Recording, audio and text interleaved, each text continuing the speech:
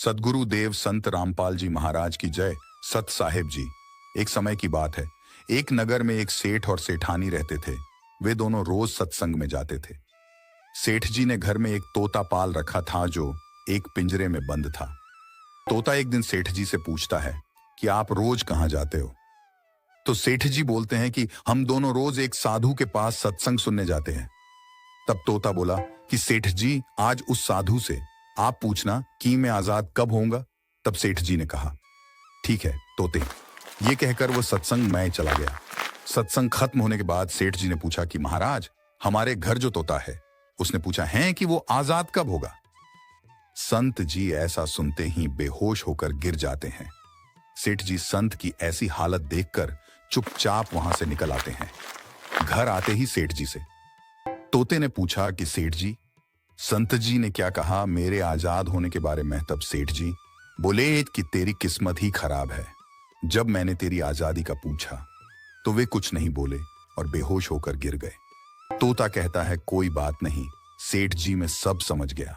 दूसरे दिन जब सेठ जी सत्संग में जाने लगते हैं तब तोता पिंजरे में जानबूझकर बेहोश होकर गिर जाता है। सेठ जी उसे मरा हुआ मानकर उसे जैसे ही उसे पिंजरे से बाहर निकालते हैं तो वो उड्डिड्डी यच जाता है। सत्संग में जाते ही संत जी सेठ जी को पूछते हैं कि कल आप उस तोते के बारे में पूछ रहे थे, नाड़ अब वो कहाँ है वो तोता? तब सेठ जी कहते हैं, हाँ महाराज, आज सुबह सुबह वो जानबूझकर बेहोश हो गया था। मैंने सोचा कि वो मर गया है, इसलिए मैंने उसे मरा हुआ समझकर जैसे ही बाहर निकाला तो वो उड़ गया। तब संत जी ने सेठ जी से कहा कि देखो, तुम इतने समय से सत्संग सुनकर भी आज तक सांसारिक मोह माया के पिंजरे में फंसे हुए हो, और उस तोते को देखो, बिना सत्संग में आए मेरा एक इशारा समझकर आजाद हो गया।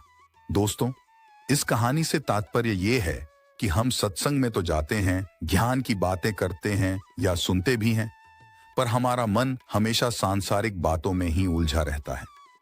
सत्संग में भी हम सिर्फ उन बातों को पसंद करते हैं जिसमें हमारा स्वार्थ सिद्ध होता है, जबकि सत्संग जाकर हमें सत्य को स्वीकार कर सभी बातों को महत्व देना चाहिए, और जिस असत्य, झूठ और अहंकार को हम धारण किए हुए हैं उसे साहस के साथ मन से उतार कर सत्य को स्वीकार करना चाहिए।